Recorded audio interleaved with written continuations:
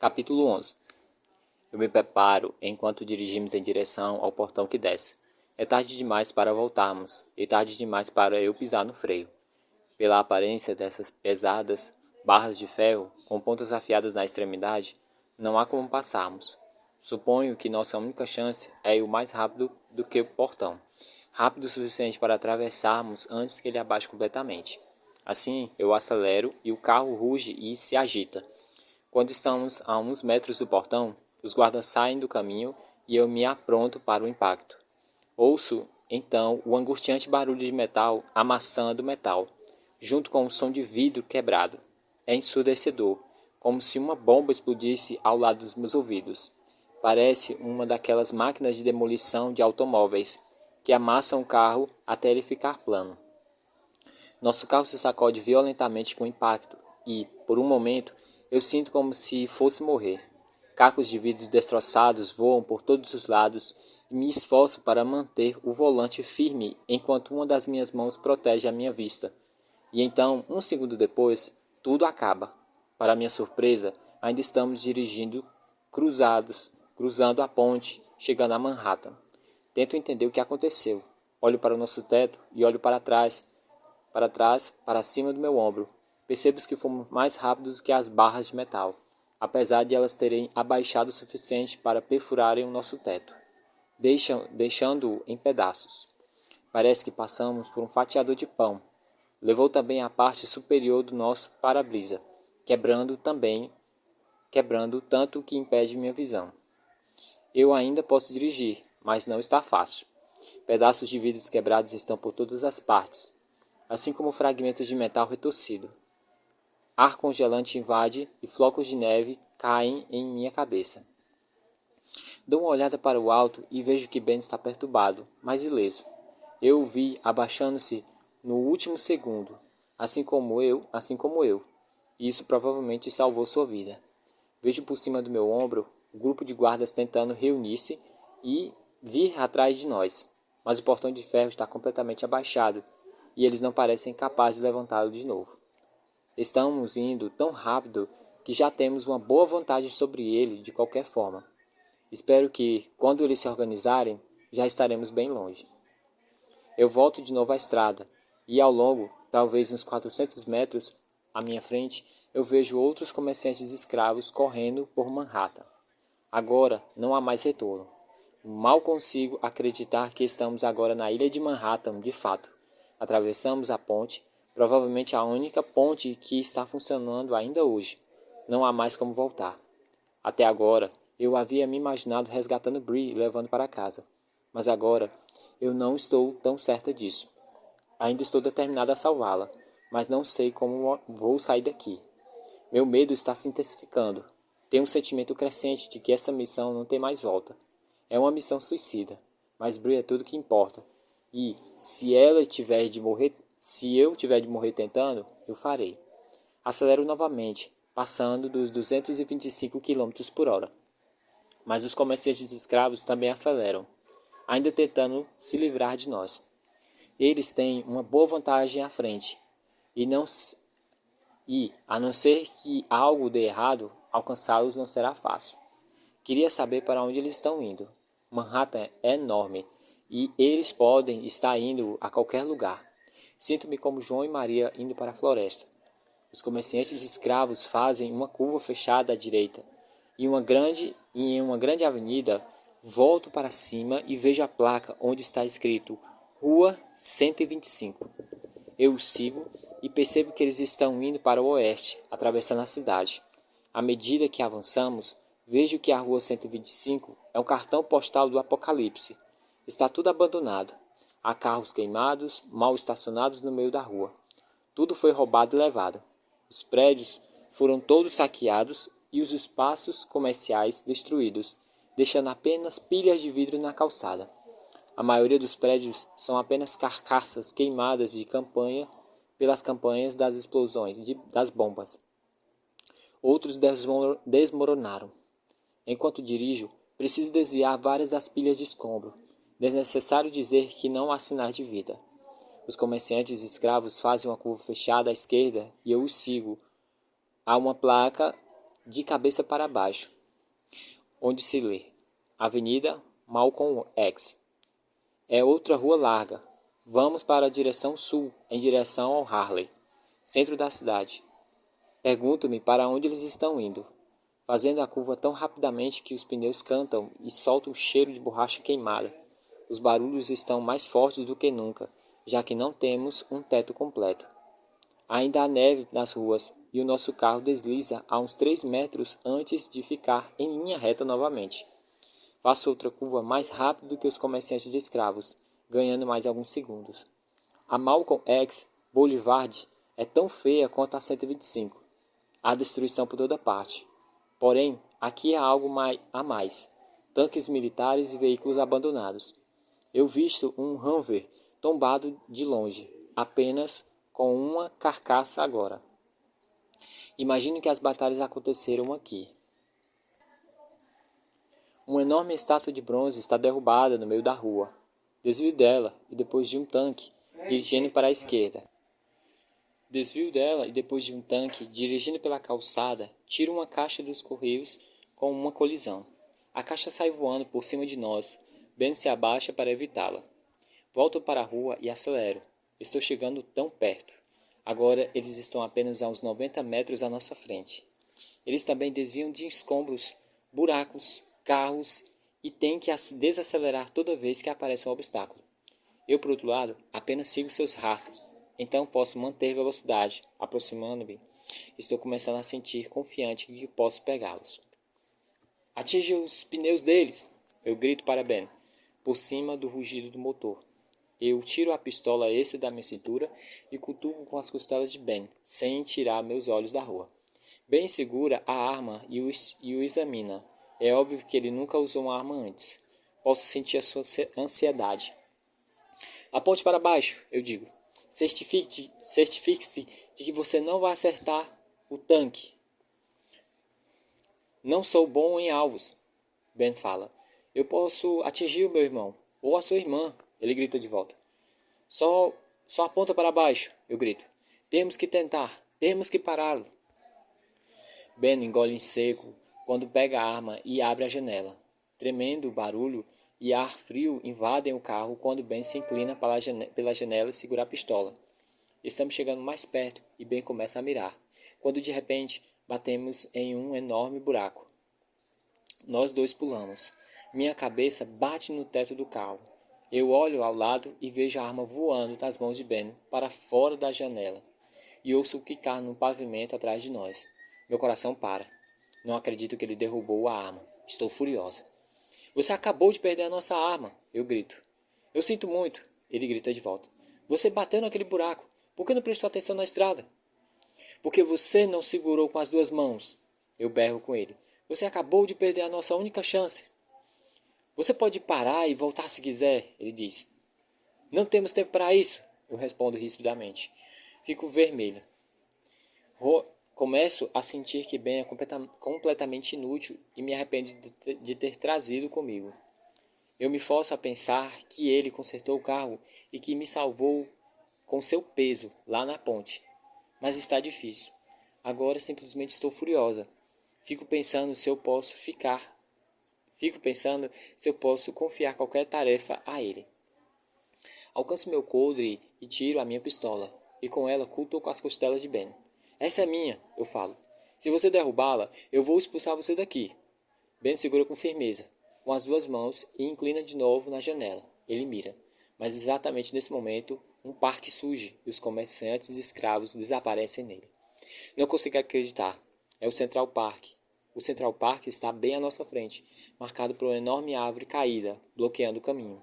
Os comerciantes e escravos contornam e entram no parque, e no último segundo eu também o faço. Ben se inclina no carro, perdeu sua chance, mas pelo menos ainda está com a arma. O Central Park não se parece nada com o que eu me lembro. Está coberto por um mato que chega até a cintura, emergindo da neve. Foi abandonado e cresceu descontroladamente nos últimos anos, e agora parece uma floresta. As árvores caíram esporadicamente em diferentes locais. Os bancos estão vazios. As estátuas foram destruídas e derrubadas, tombadas ao lado. Há também sinais de batalha. tanques e Humvees queimados, virados e espalhados pelo parque. Tudo está coberto por neve, dando um visual de inverno surrealista do País das Maravilhas. Eu tento parar para olhar para tudo isso e focar nos comerciantes de escravos à nossa frente. Eles devem saber para onde estão indo, já que continuam dando voltas pelas ruas que cortam o parque. Eu sigo pelo parque, zigue-zagueando eles. E à nossa direita, perto da rua 110, passamos pelos restos de uma enorme piscina vazia. Logo depois, passamos pelos restos de uma pista de patinação. Agora apenas uma estrutura vazia, sua construção destruída e saqueada. Eles fazem uma curva brusca e entram em uma rua estreita. Parece apenas uma trilha. Continuo bem atrás deles, apenas adentrando o coração da densa floresta, passando por muito perto das árvores, subindo e descendo as colinas. Nunca achei que o Central Park pudesse ser tão primitivo. Sem visão do horizonte, parece que estamos em uma floresta qualquer. Nosso carro escorrega e patina pelos caminhos de terra cobertos de neve. Mas eu consigo conduzir o carro. Logo chegamos a uma grande colina e o parque se abre inteiro à nossa frente. Voamos sobre o topo de uma colina e permanecemos segundos no ar até aterrissarmos em um baque. Eles descem a colina abaixo e eu vou atrás, diminuindo a distância. Corremos através de um lugar que um dia já fora vários campos de beisebol, um atrás do outro. Nós dirigimos pelo centro dos campos. As bases já não estão mais lá, ou se estão, encontram-se escondidas na neve. Mas ainda sei onde estão as grades enferrujadas, que uma vez marcaram o banco de reservas. O campo está em branco e o nosso carro escorrega enquanto seguimos. Estamos definitivamente nos aproximando. Agora falta pelo menos 30 metros. Penso se o motor deles foi afetado ou se eles estão indo mais devagar de propósito. De qualquer forma, agora é a nossa chance. O que você está esperando? Eu grito para Ben. Atira! Ben abre a janela e se inclina para fora, segurando a pistola com as duas mãos e aponta. De repente, os comerciantes de escravos viram bruscamente para a direita, fazendo uma curva acentuada. E então eu percebo, tarde demais, porque eles desaceleraram. Bem na nossa frente há um lago levemente congelado. A redução da velocidade deles era uma armadilha, e eles esperavam que eu fosse cair diretamente na água. Eu giro o volante com força e nós conseguimos por pouco desviar da água. Mas a manobra foi muito brusca e muito rápida e o nosso carro sai girando pelo campo de neve, dando círculos e mais círculos. Fico tonta vendo o mundo ao meu redor girar em um borrão e rezo para que a gente não se choque contra nada. Por sorte, nada acontece. Não há estruturas em nenhum local à nossa volta. Se houver, com certeza teríamos batido. Depois de mais alguns giros completos, finalmente paramos de rodar. Fico ali sentada por um momento, o carro parado, respirando com dificuldade. Esse foi por um triz. Estes comerciantes de escravos são mais espertos do que eu imaginava. Foi uma jogada ousada, e eles conhecem esse terreno muito bem. Sabem exatamente onde estão indo. Acredito que ninguém nunca conseguiu segui-los por tanto tempo como nós. Olho para Ben e vejo que, dessa vez, ele conseguiu segurar a arma. Outro golpe de sorte. É hora de voltarmos à ação. Coloco de novo a marcha e acelero. De repente, há um barulho de bip. Olho para baixo e vejo uma luz vermelha piscando no painel sob controle. Pouco combustível. Meu coração para. Agora não. Não após tudo que já passamos.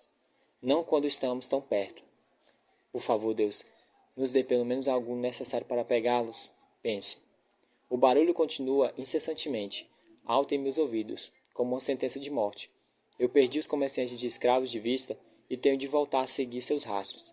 Subo uma montanha e chego em uma encruzilhada. Há trilhas de vários veículos em todas as direções. Não sei qual caminho eles seguiram, e isso também parece ser outra armadilha. Decido permanecer em linha reta. Porém, assim que eu faço, tenho a impressão de que estes rastros são antigos e que os sequestradores de Bree foram em outra direção.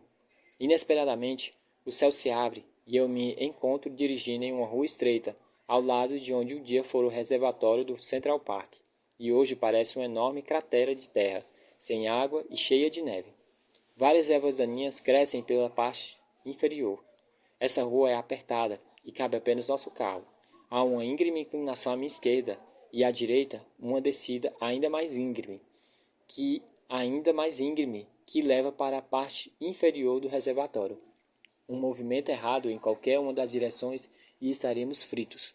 Pergunto-me por que os comerciantes escravos escolheriam um caminho tão perigoso, mas não há sinal deles. Repentinamente há uma colisão e minha cabeça lançada para a frente. No início, estou confusa e então percebo. Algo bateu em nossa traseira. Olho no retrovisor e vejo que eles estão bem atrás de nós, com sorrisos sádicos em seus rostos. Suas máscaras estão levantadas e eu posso ver que ambos são biovítimas, com rostos grotescos, artificiais e dentes deformados e enormes. Eu consigo ver o sadismo, a alegria deles em acelerar e nos atingir por trás. Meu pescoço é lançado para frente com impacto. Eles são bem mais inteligentes do que eu achava. De algum jeito, eles conseguiram ficar atrás de nós e agora têm a vantagem. Eu não esperava por isso. Não tenho espaço para manobrar e nem posso pisar nos freios. Eles batem em nós de novo, e dessa vez o carro deles chega a inclinar e o nosso escorrega para o lado. Colidimos contra uma grade de aço do reservatório. Escorregamos para o outro lado e quase caímos no precipício. Eles nos deixam em uma má posição. Se baterem em nós de novo desse jeito, vamos rolar ladeira abaixo e estaremos acabados. Eu piso no acelerador. O único jeito de sobreviver é deixá-los para trás. Mas eles estão muito rápidos também e batem em nós de novo. Dessa vez, colidimos com a divisória de metal e deslizamos ainda mais, quase caindo. Com sorte, batemos em uma árvore e ela nos salva, nos mantém na estrada. Estou me sentindo cada vez mais desesperada. Olho para o lado e vejo Ben bastante atordoado. Parece mais pálido do que antes. De repente, tenho uma ideia. Atira neles! Eu grito. Ele imediatamente abre a janela e se inclina para fora com a pistola. Eu não consigo acertar nos pneus deles! Ele grita por cima do vento. Eles estão muito perto. O ângulo fica muito fechado. Atira no para-brisa! Eu grito de volta. Não mate o motorista, atinge o passageiro. Posso ver em meu espelho retrovisor que eles copiaram nossa ideia. O passageiro também se abaixa o vidro, pegando uma arma. Só rezo para que Ben atire primeiro, que ele não tenha medo. De repente, vários disparos ressoam. São ensurdecedores, mais altos do que qualquer barulho. Eu me encolho meio que esperando uma bala acertar minha cabeça. Estou surpreso de ver que foi Ben quem atirou. Olho no retrovisor e não consigo acreditar no que vejo. A mira dele foi perfeita. Ele atingiu o para-brisas ao lado do motorista várias vezes. Tantas, no mesmo lugar, que parece que conseguiu ultrapassar o vidro à prova de balas. Eu vejo algo vermelho espalhado no interior do para-brisa. E isso só pode significar uma coisa: sangue. Não consigo acreditar. Ben conseguiu matar o passageiro. Ben, o menino que, minutos atrás, estava traumatizado ao ver um cadáver. Não acredito que ele realmente acertou a essa velocidade. E funcionou. O carro deles desacelera dramaticamente e eu uso essa oportunidade para acelerar.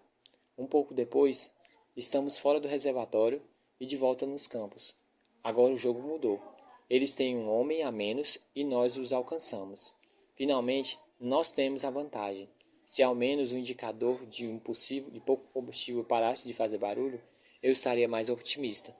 O carro deles vem voando atrás de nós e diminui a velocidade. Fico lado a lado com eles e vejo uma expressão preocupada no rosto do motorista. É a confirmação de que eu preciso. Fico aliviado de ver que o passageiro foi atingido e não Bree. Eu vejo de relance no banco de trás e meu coração aperta de esperança. Pela primeira vez, eu sinto que eu posso realmente conseguir fazer isso, levá-la de volta. Agora estamos correndo lado a lado no campo aberto e eu viro o volante com força para bater neles. O carro deles voa pelo campo, fazendo curvas descontroladamente. Mas eles não param. Sem perder o ritmo, o motorista vem em minha direção e colide em nós. E agora nós vamos girar loucamente. Esse homem simplesmente não desiste. Atire! Eu grito para Ben. Acabe com esse motorista! Eu percebo que o carro deles vai bater de novo, mas não temos escolha. E se for para bater em algum lugar, esse campo aberto, rodeado de árvores, seria o melhor lugar. Ben imediatamente abaixa a sua janela e começa a mirar. Mais confiante dessa vez. Estamos dirigindo bem ao nosso lado, perfeitamente alinhados. Agora temos o motorista exatamente em nossa linha de fogo. É a nossa chance. Atire! Eu grito de novo. Ben aperta o gatilho e de repente ouço um barulho que faz meu estômago revirar. O clique de uma arma sem munição. Ben aperta o gatilho várias vezes, mas não há nada a não ser estalos. Fazemos todas as balas no reservatório. Usamos todas as balas no reservatório. Consigo captar um sorriso maldoso e vitorioso no rosto dos comerciantes escravos quando ele vira em nossa direção. Ele bate com força em nosso carro e somos jogados pelo campo coberto de neve para uma colina de grama. De repente, vejo uma parede de vidro. Tarde demais. Preparo-me para colidir contra a parede. O vidro se estilhaça como uma bomba ao nosso redor, fazendo chover cacos de vidro pelos buracos no teto. Levo um tempo para perceber onde estamos. No Museu Metropolitano de Arte, na ala egípcia. Olho ao nosso redor e percebo que não há mais nada no museu, saqueado há muito tempo. Nada exceto uma enorme pirâmide ainda na sala. Eu finalmente consigo desviar e parar de atravessar os vidros. O comerciante de escravo conseguiu alguma distância e está a uns 45 metros à nossa frente, à minha direita, mais uma vez, e eu acelero. Eu sigo correndo pelo parque, indo na direção sul, subindo e descendo colinas. Preocupada, verifico o mediador de combustível que não para de apitar. Passamos por remanescentes de um anfiteatro, ao lado de um lago, na sombra do castelo Belvedere, que agora é apenas uma ruína. O teatro está coberto de neve e mato e suas grades enferrujadas. Cruzamos o local onde um dia o Great Law, foi o Great Law, e eu imito seus passos na neve, zigue-zagueando, evitando buracos. Sinto-me tão mal por Bri quanto penso tudo que ela está passando. Apenas rezo para que ela não esteja tão traumatizada. Rezo para que alguma parte do nosso pai esteja com ela, mantendo forte e corajosa neste momento. De repente, tem um golpe de sorte. Adiante, ele passa por um grande buraco. O carro dele chacoalha e faz uma curva violentamente. Ele perde o controle, fazendo um giro de 360 graus. Eu me encolho junto com eles, torcendo para que Bri não se machuque. O carro deles está em ordem. Apenas alguns giros. Ele ganha tração de novo e eles começam a acelerar. Porém, eu diminuo a vantagem e estou chegando bem perto. Mais alguns segundos e estarei bem atrás deles. Mas eu fiquei olhando para o veículo deles e estupidamente tirei meus olhos da rua. Volto a olhar bem na hora e congelo de medo. Há um animal bem à nossa frente. Eu desvio, mas é tarde demais. Ele nos atinge bem no para-brisa, quebrando e caindo sobre o teto. Há mancha de sangue sobre todo o vidro. Eu ligo os limpadores de para-brisa, gratos que eles ainda estejam funcionando. O sangue grosso se espalha e eu mal consigo ver. Olho no retrovisor, imaginando o que era aquilo, e vejo um enorme avestruz morto atrás de nós. Fico desconcertada, mas eu não tenho tempo para processar isso direito, pois imediatamente fico surpreso de ver um leão à nossa frente. Preciso virar bruscamente, por pouco a não ser o acerto. Olho mais uma vez e fico admirada de ele ser real. Está magro e parece mal nutrido. Fico ainda mais desconcentrada. E então finalmente tudo faz sentido. À minha esquerda está o zoológico do Central Park. Seu portão, portas e janelas completamente abertas. Há alguns animais ainda vivos por perto, e sobre a neve estão carcaças de vários outros, seus corpos consumidos há muito tempo. Piso no acelerador, tentando não olhar, seguindo os rastros dos comerciantes de escravos. Eles sobem uma pequena colina e depois descem uma íngreme ladeira até uma cratera. Percebo que era uma pista de skate. Uma placa grande, torcida, está pendurada, com letras gastas dizendo Trump. Ao longe, o parque começa a acabar. Ele gira bruscamente para a esquerda e eu sigo. Nós dois aceleramos para subir. Momentos depois, deixamos o Central Park. Ao mesmo tempo, lado a lado, saímos pela Rua 59 e a Quinta Avenida. Saio voando pela colina. Por um momento, meu carro fica suspenso no ar. Aterrissamos com um baque e eu, momentaneamente, perco o controle e acabo batendo em uma estátua, derrubando-a. Diante de nós há uma fonte circular. Saio do caminho no último segundo e o persigo em volta de círculos. Do círculo. Ele invade a calçada e eu sigo atrás dele.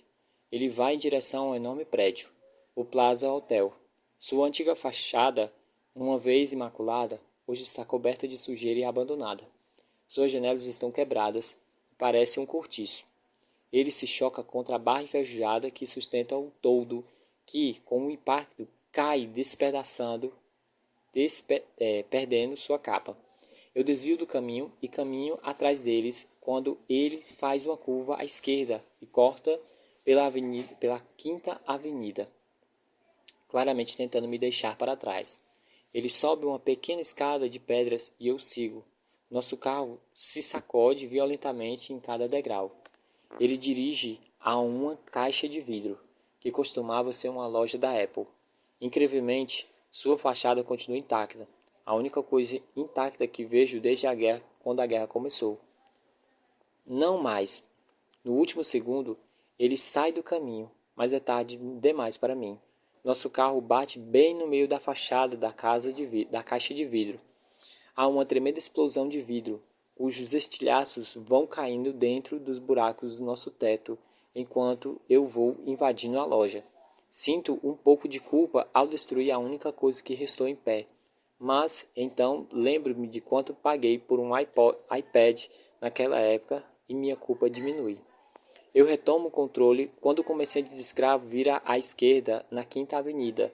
Ele está a uns 30 metros de distância, mas não vou desistir. Sou como um cachorro atrás do osso. Só espero que nosso combustível resista.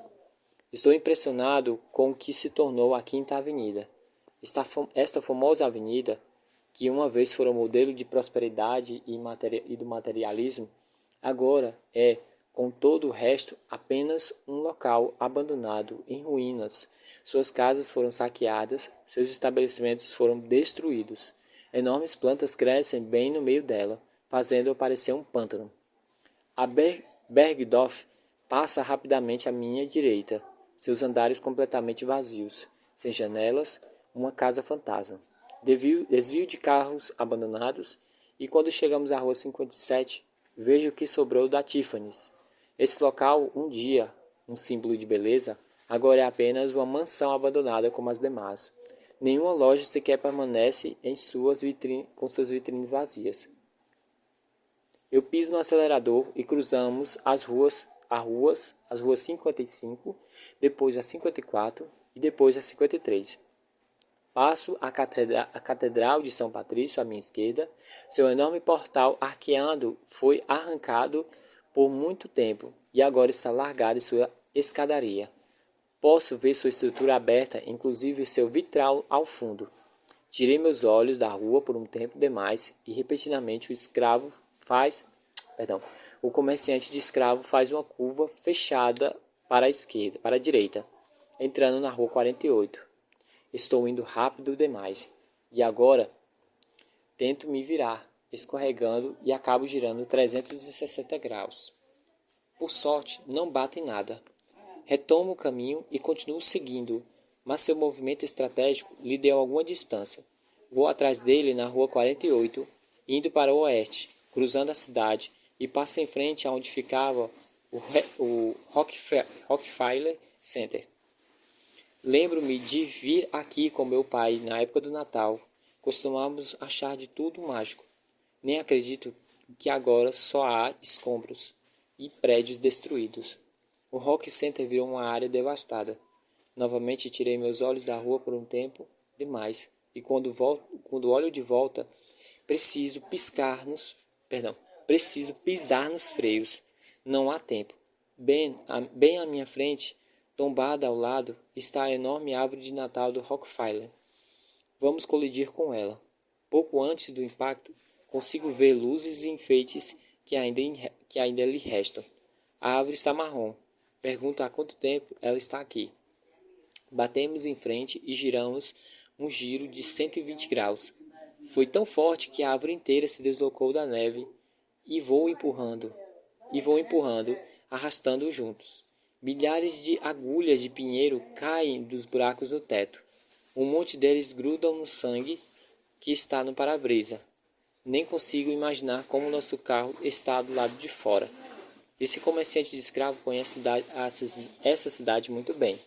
Suas espertas ações deram a ele outra vantagem. Agora o perdi de vista, mas ainda vejo seus rastros. E lá na frente vejo que eles viraram à esquerda na Sexta Avenida. Continuo seguindo. A Sexta Avenida é uma outra terra devastada. Suas ruas estão cheias de tanque e rumos abandonados. A maioria de cabeça para baixo, despojada de qualquer coisa que pudesse ser útil, até os pneus. Desvio por todos estes. De olho no comerciante de escravos mais adiante. Pergunto-me pela milionésima vez para onde ele está indo. Será que está cruzando a cidade apenas para me despistar? Ele tem um destino em mente. Penso com esforço. Tento me lembrar de onde fica a Arena 1, mas não faço ideia.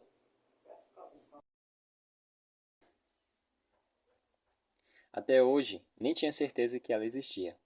Ele acelerando, descendo a Sexta Avenida, e eu também, finalmente ganhando velocidade. Quando cruzamos a Rua 43, à minha esquerda, vejo de relance o Britney Park e parte de trás de onde um dia foi a Biblioteca Pública de Nova York. Meu coração aperta. Eu adorava ir a esse prédio magnífico. E agora só está em escombros. O comerciante de escravo faz uma curva fechada à direita, na Rua 42, e dessa vez estou bem atrás dele. Nós dois escorregamos e depois recuperamos o controle. Corremos pela rua na direção oeste. Me pergunto se ele ainda está indo para a autoestrada do lado oeste. A rua se abre e chegamos na Times Square. Ele dispara em direção à praça e eu vou junto, invadindo a grande interseção. Lembro-me de vir aqui quando criança. Fiquei espantada com o tamanho e o espaço do local, com todas aquelas pessoas. Lembro-me de ficar encantada pelas luzes, pelos painéis piscantes. Agora, como todo o resto, tudo está em ruínas. Claro, nenhuma das luzes funciona mais e não há mais uma alma viva. Todos os painéis que antes eram orgulhosamente expostos, agora estão pendurados precariamente ao vento e caídos pela rua. Muitas ervas daninhas cobrem a interseção. No meio, onde havia um centro de recrutamento, agora, ironicamente, estão as carcaças de vários tanques, todos retorcidos e destruídos. Penso na batalha que aqui se instalou. De repente, o comerciante de escravo entra pela esquerda em direção a Broadway. Eu vou atrás e, ao fazê-lo, fico chocado com o que vejo à minha frente. Uma enorme parede de cimento com um muro de prisão se levanta até o céu, coroada com arames farpados. A parede se estende até onde a vista alcança, separando a Times Square do que quer que esteja ao sul, como se estivesse tentando guardar algo. Há uma abertura no muro e os comerciantes de escravos passam por ela, e à medida que passam, um enorme portão de ferro maciço repentinamente se fecha atrás dele, os separando de mim. Eu piso nos freios, parando ruidosamente bem a tempo de não batermos no portão. Atrás dele, os comerciantes de escravos estão saindo. Tarde demais, os perdi. Eu não consigo acreditar. Estou paralisada. Fico sentado, imóvel, no silêncio. Nosso carro parou pela primeira vez em horas e sinto meu corpo tremer. Eu não havia previsto isso. Pergunto-me por que essa parede está aqui. Por que eles segregariam uma parte de Manhattan? Do que eles precisavam se proteger? E então, um momento depois, eu tenho a minha resposta. Um ruído misteriosamente aparece. É o som estridente de metal. Os pelos da minha nuca se arrepiam. Pessoas saem da terra, aparecendo dos bueiros em todas as direções. Biovítimas. Por toda a Times Square. Estão maltratados, vestem farrapos e parecem desesperados. Loucos. Eles realmente existem. Eles estão saindo da terra, de todos os lados, vindo em nossa direção.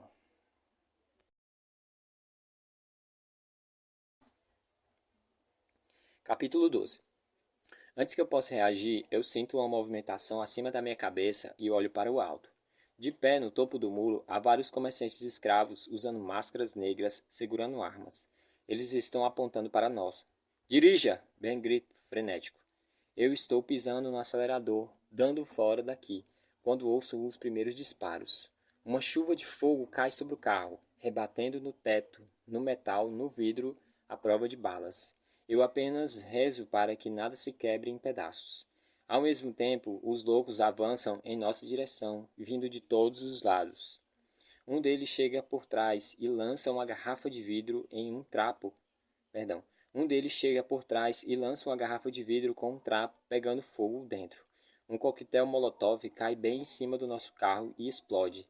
As chamas aparecem à nossa frente. Eu desvio a tempo, deixando o fogo ao lado do carro. Outro vem correndo e pula no para-brisa. Ele se agarra e não solta. A cara dele grune para mim, através do vidro poucos centímetros de distância. Eu desvio de novo, raspando em um poste e fazendo cair. Vários outros pulam no capô e no porta-malas, fazendo peso. Eu acelero, tentando me desfazer deles, enquanto continuamos na direção oeste na estrada, na direção oeste pela rua 42. Mas 3 deles conseguem se segurar ao nosso carro. Um deles se arrasta pelo cimento e o outro está se arrastando pelo capô. Ele segura uma barra de ferro. Está pronto para acertá-la no para-brisa. Faço uma curva fechada à esquerda na 8ª Avenida. É o suficiente. Os 3 saem voando do carro e aterrissam na neve.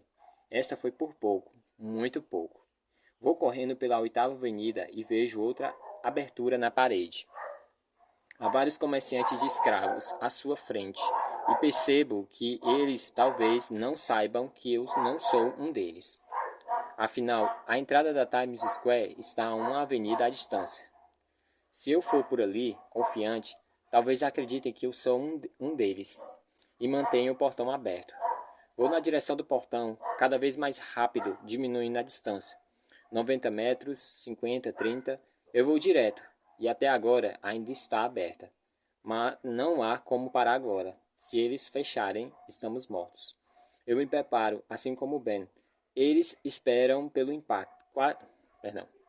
Quase esperando pelo impacto. Mas um momento depois nós passamos. Conseguimos. Suspiro de alívio. Estamos dentro. Estou a 160 km por hora descendo a 8ª Avenida na contramão. Estou prestes a virar à esquerda, tentando alcançá-los na Broadway, quando de repente Ben se inclina para a frente e aponta. Ali! Ele grita. Forço os meus olhos, tentando ver onde ele está apontando. O para-brisa ainda está coberto de sangue e fagulhas de pinheiros. Ali! Ele grita de novo. Olho de novo e dessa vez vejo. Ali, 10 quadras à frente, um grupo de Humvees estacionado fora da estação Penn. Vejo os comerciantes escravos que ele estava seguindo, estacionando na frente. Vejo os comerciantes escravos que eu estava seguindo, estacionado na frente. A exaustão ainda soltando fumaça. O motorista está fora do carro, correndo pelas escadas da estação Penn, levando Bree e o irmão de Ben, ambos com as algemas acorrentados. Meu coração dispara ao vê-la. O sinalizador de combustível está zunindo mais forte do que antes, e eu acelero. Tudo o que preciso são de mais alguns quarteirões. Vamos, vamos! De alguma forma nós conseguimos. Chego à entrada com os pneus cantando e estou pronto para parar o carro e sair, quando percebo que perdemos tempo demais. Há apenas uma maneira de alcançá-los: continuar dirigindo na estação Penn. É uma descida íngreme pelas estreitas escadas de pedra da entrada. Não foi feita para carros, e me pergunto se isso vai dar certo. Vai ser doloroso. Eu me preparo. Esperem! Eu grito. Viro à esquerda e acelero, ganhando mais velocidade. Já passo dos 225 km por hora. Ben se segura no painel quando percebe o que eu estou fazendo. Mais devagar, ele pede. Mas agora já é tarde demais. Soltando no ar, voando pela escada de pedra, meu corpo sacode demais e os pneus pulam de cada degrau e não consigo controlar o carro. Vamos cada vez mais rápido, levados pelo nosso próprio impulso, e eu me preparo para colidir com os portões da estação Penn. Ele perde suas dobradiças e quando vejo, nós entramos. Vamos ganhando tração e eu finalmente consigo controlar o carro de novo. Agora que estamos em piso seco pela primeira vez.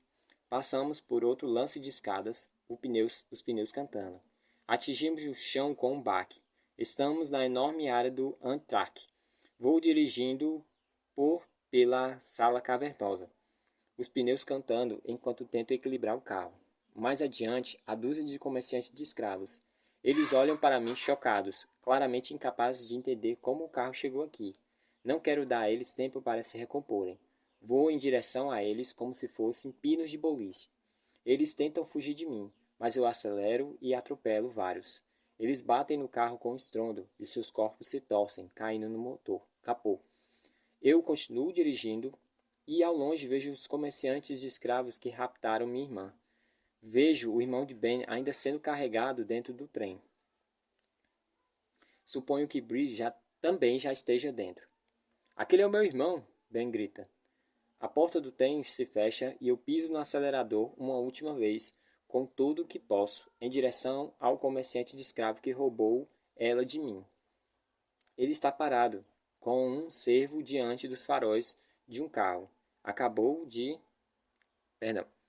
Ele está parado como um cervo diante dos faróis de carro. Acabou de empurrar o irmão de Ben no trem. Ele observa nossa aproximação. Choco contra ele, pisando contra o trem e cortando-o no meio. Nós batemos no trem a 125 km por hora. Minha cabeça golpeia o painel com força. Sinto o meu pescoço ricochetear quando paramos.